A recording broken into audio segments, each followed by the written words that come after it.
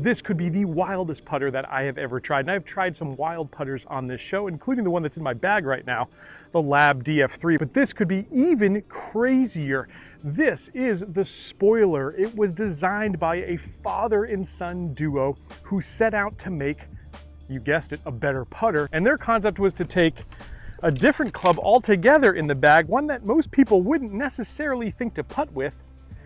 But the father started putting with a wedge, and he liked the roll that the leading edge of a wedge was putting on his putts. A lot of times you use a putter and it kind of skids off the club. This one is meant to give you nice topspin and prevent that from happening, giving you truer putts and hopefully helping you hold more putts. So here is a good look at this thing down at address. Now at address, it doesn't really look so wild to my eyes, at least. I think I could get used to that look. Classic kind of mallet shape. You've got this cutout here and you've got a nice, very thick, dark red alignment line. But of course, it's when you get into the profile here that things look a lot different. As you can see, they've got a bent neck on this shaft.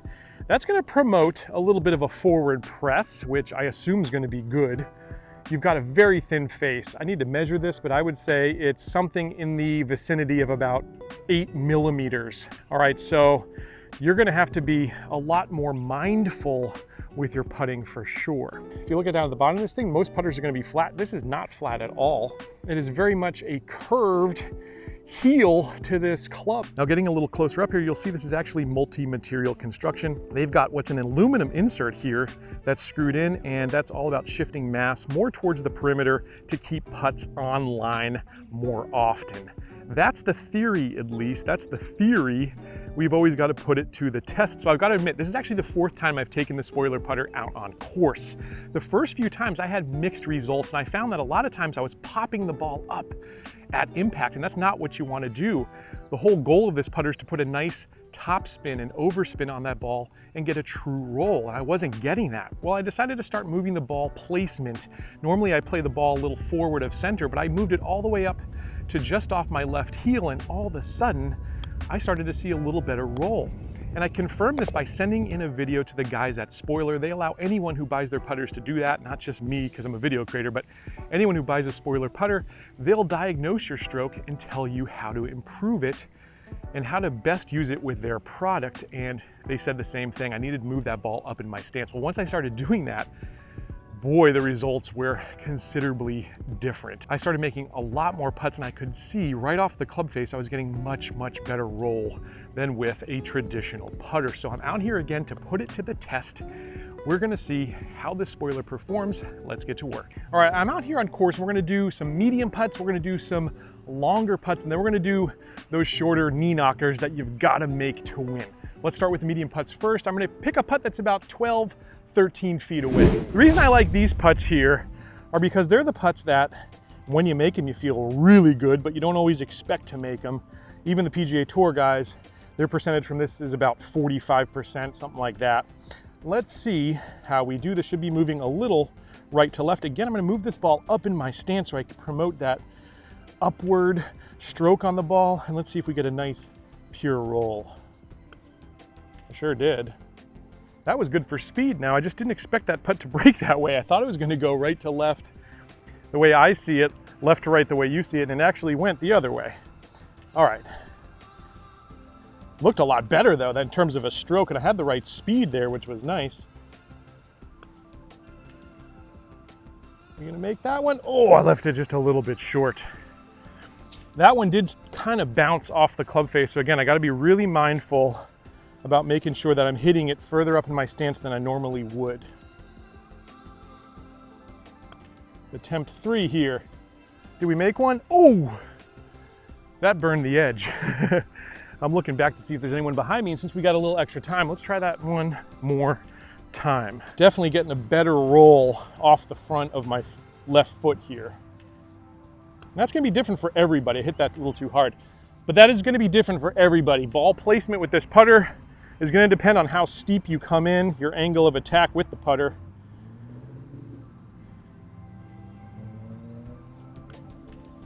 It's a tricky little putt, I gotta say. Burn that edge again. Well, we haven't made one yet, and I would really like to do that.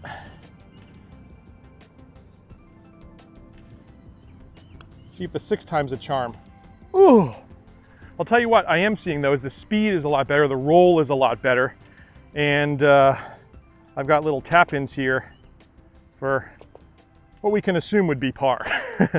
All right, let's try a little longer putt now. Now this putt definitely is breaking right to left, or left to right as you see it, my right to left. But we got to get the speed right. That's so important to 2-putt on these long putts. It's more speed than anything. Boy, it's on a pretty good line. And that was decent speed. I will say it did kind of bounce just a tad. So again, you got to get the contact right with this putter. That's up in my stance a little bit more. And yeah, I hit that much, much better. We'll see if we can make that 2-putt here in a second.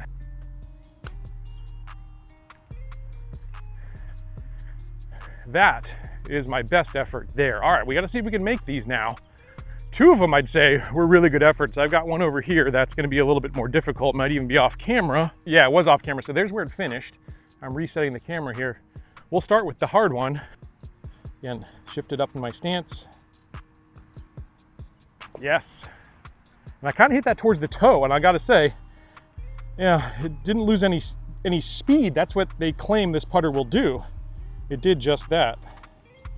There's 2. And there's 3. A little better result there, I would say. Let's move on to the short putts.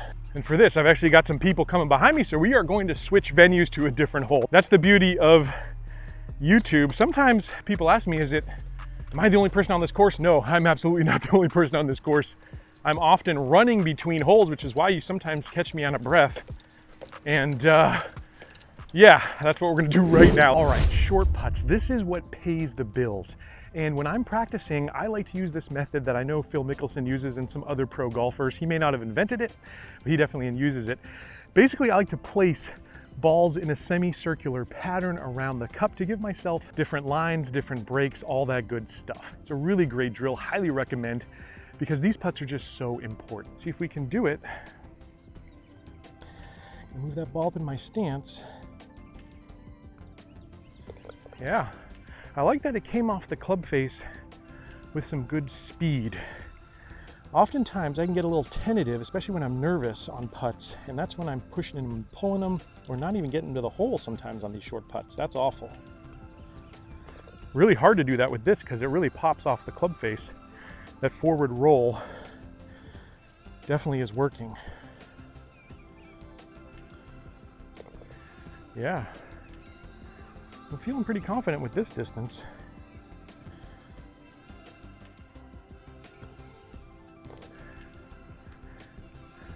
That one, I missed the equator of the ball. It's so important to hit the equator. And it did kind of just bounce just a touch. So again, I'm gonna make sure I'm up in my stance a bit. That's better. All right, one more here to go 6 for 6. Yeah. So good news there. We make all those short putts. That's great. And I start to really build some confidence with this thing. In terms of those long putts, again, we 2-putted everything, so that's good news as well. Now, I didn't make anything on those medium-sized putts. I would have expected with 6 cracks to make one, but you know, sometimes you just have a bad putting day too. And sometimes you're at the mercy of these greens, which have been punched probably, maybe 2 or 3 weeks ago, so they're not rolling 100% pure either.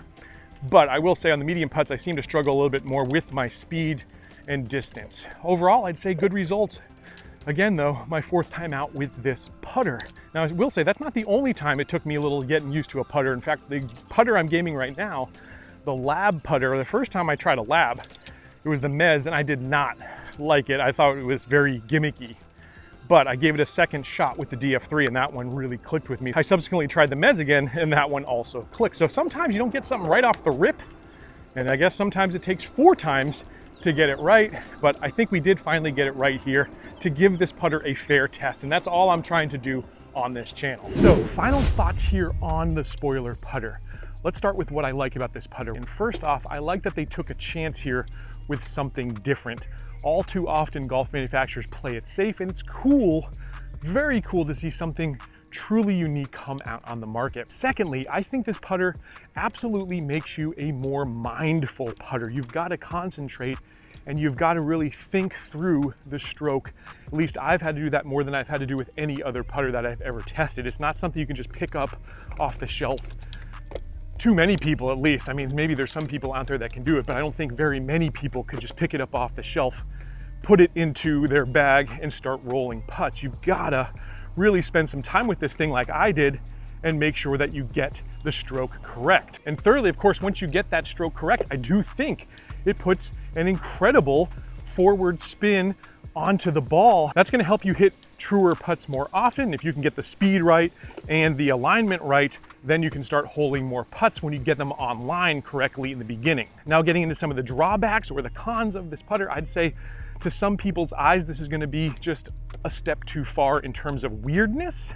But I think a lot of people can get over the looks like I did. In fact, looking down at a dress of this putter, it doesn't look that bizarre to me, so I can get past that point. But the point I think that sticks a little bit harder for me is that I actually had to change my putting style for this putter. And I think if you're not willing to do that, if you're not willing to take the step and maybe even become a better putter, but if you're not really willing to put in the work, you want something that's gonna work off the rack, maybe this isn't the putter for you. Tell me what you think. I'd be really interested. What do you think of this lead edge design? Should they start rolling out more models, more variations of this? Do you think we'll see it out of the big manufacturers as well? What do you think of the price point? I'd love to know all that down below in the comments. Make sure that you're subscribed, you've got notifications turned on, and I'll catch you back here next time on another edition of Let's Play Through.